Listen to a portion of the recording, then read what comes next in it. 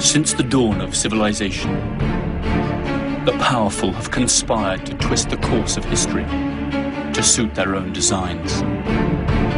Like puppeteers, a few shadowy figures could still be pulling the strings of destiny for billions. Those who cry conspiracy are usually mocked at, for sometimes the truth is so obvious it goes unnoticed. Are those merely paranoid fantasies cooked up to feed the appetite of paperback readers and web surfers, but which bear no relation to reality? Or are we living out some perfectly executed plan? Wars, revolutions, social movements, terrorist attacks. Everything is given an official explanation. But perhaps nothing is what it seems to be. Let's dare to unveil the incredible world of secret societies.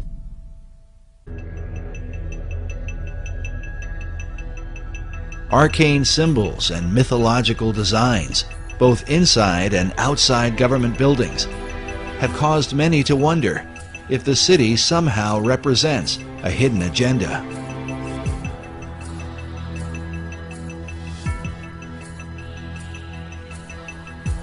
This becomes increasingly important as America's current place on the world stage ignites firestorms of controversy. As the United States is the most powerful nation on earth, many have wondered, what is America up to? Could the purpose of operations currently carried out by the U.S. government somehow be reflected in the design of its capital city? At the center of controversy are secret societies. Many of America's leaders have belonged to them right from the nation's beginning.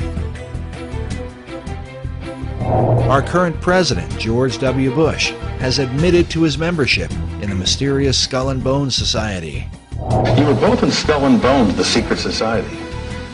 It's so secret we can't talk about it. What does that mean for America? The conspiracy theorists are going to go on. I'm sure they are. I don't know. I haven't seen the web. Number 322? Skull and Bones has to be the most powerful, one of the darkest of all secret societies that exists on this planet. It is about greed and it is about power. The idea for Skull and Bones is said to have come out of Germany in the early part of the 19th century. The society was founded at Yale University by William Huntington Russell, along with Attorney General and Secretary of War Alphonso Taft, whose son, William Howard Taft, would go on to become America's 27th president. Some believe the Society's foundation demonstrates a clear link with what may be the oldest society of all, Freemasonry. The United States of America is the most powerful country in the world, the single remaining superpower that dictates the global agenda. But ironically, the political system of this champion of democracy was built under the guidance of mysterious fraternities and organizations we know little or nothing about. Secret societies have actively participated in the construction of the American governmental system. Freemasonry, to name just one society, left its imprint on the Declaration of Independence, the American Constitution, and on dozens of national symbols, from the Great Seal of the US to the dollar bill. This American passion for secrets, rituals, and exclusive clubs has been particularly strong in its universities, where the fraternity system was developed. The fraternities, or frats as they're most commonly referred to, are student associations with academic and philanthropic goals. However, they also abound in codes of silence and initiation rites, very similar to those found in Freemasonry and other secret societies. The first ever recorded frats were the Flat Hat Club and the Phi Beta Kappa, both founded at Yale University.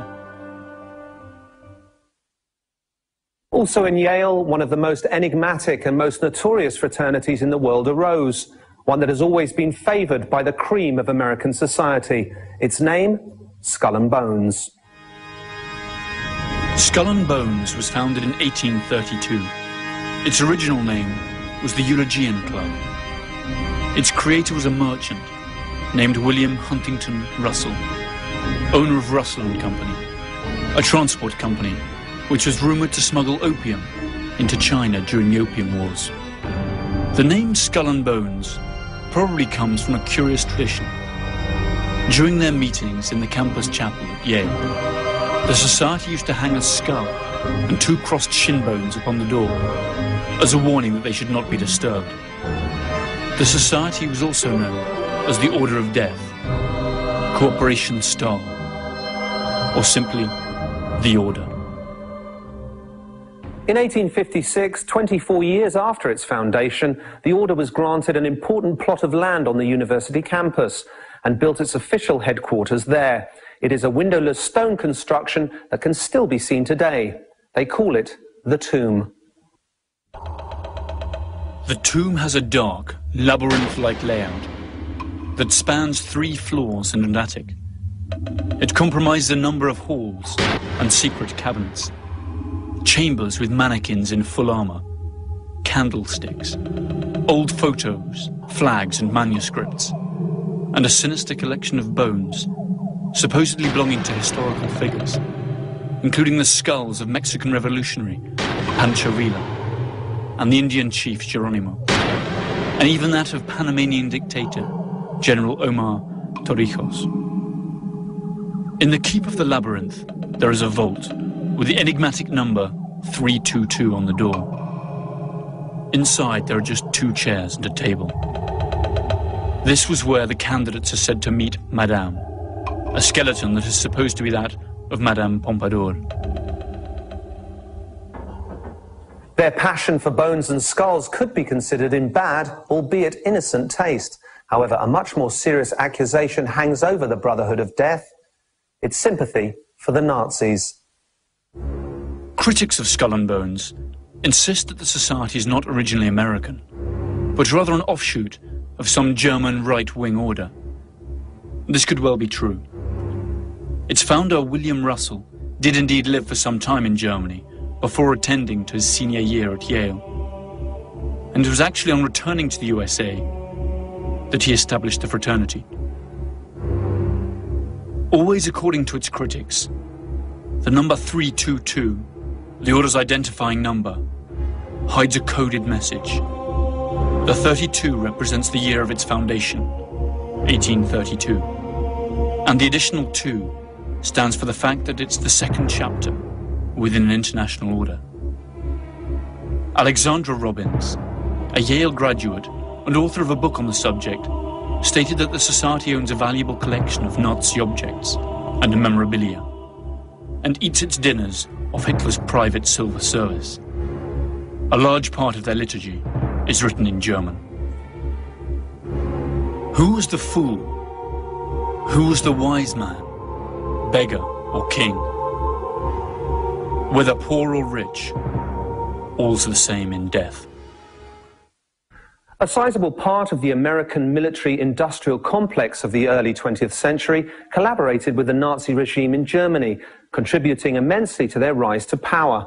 This historical fact is unknown to most people even today. Also unknown is the strong involvement of bonesmen in the pre-war German-American relations. But history keeps its own records, and the past always returns to haunt us. In 1930, Prescott Sheldon Bush, father of President George H. and grandfather of President George W., a member of the Skull and Bones class of 1917, and president of the Union Banking Corporation, engaged in a number of profitable business deals with Fritz Thyssen, the German steel tycoon who supplied Hitler's war machine.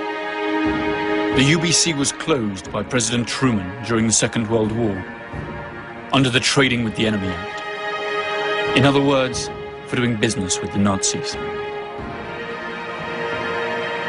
Apart from Prescott Bush, several other directors of the Union Banking Corporation in New York were also 1917 bonesmen, including E. Rowland Harriman and Ellery Sedgwick James.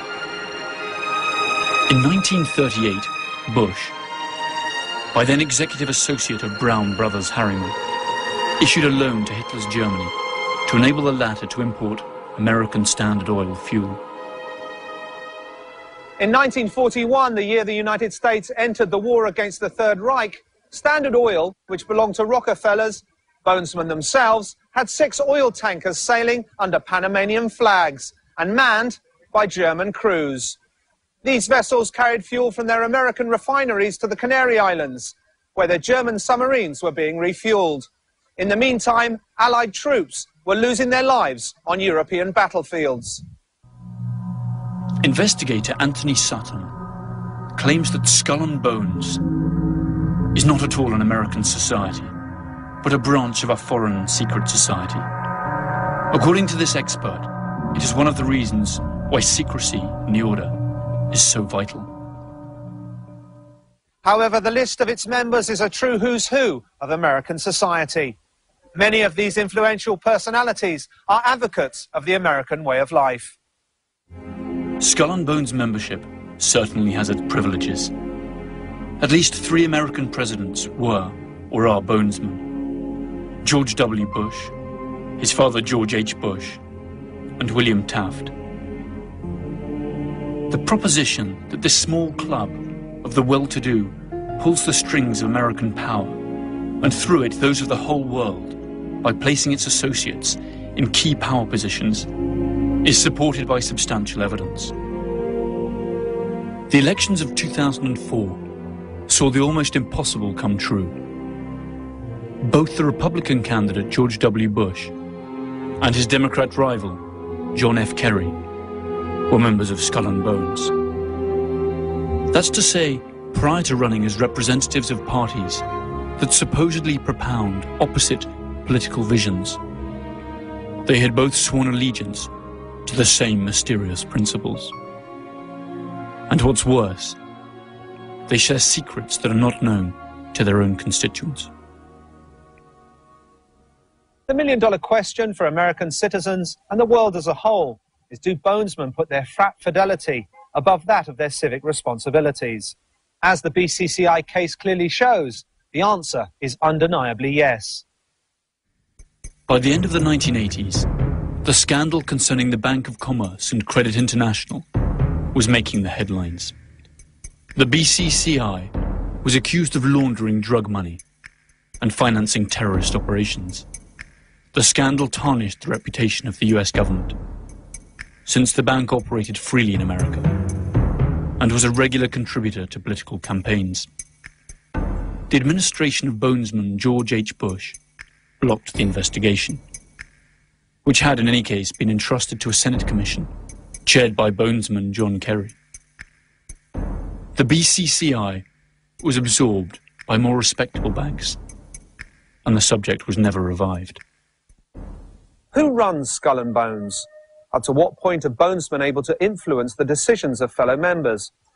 Perhaps by looking into their initiation rituals, we will be able to have some idea of what kind of power the society holds over its brethren, whether they are industry leaders, intellectuals, or politicians, and speculate how they use that power should the need arise. Each year, only 15 students entering their senior year at the University of Yale are admitted. The candidates must have been tapped by those senior classmen of Yale University who make up the current membership. The criterion for selection also includes the candidate's potential to increase the power and prestige of the society. 2 votes against the candidate are enough for him to be rejected. During their initiation, candidates must recount all their sexual exploits. Finally, they are expected to perform various oaths, kiss some feet, and drink blood.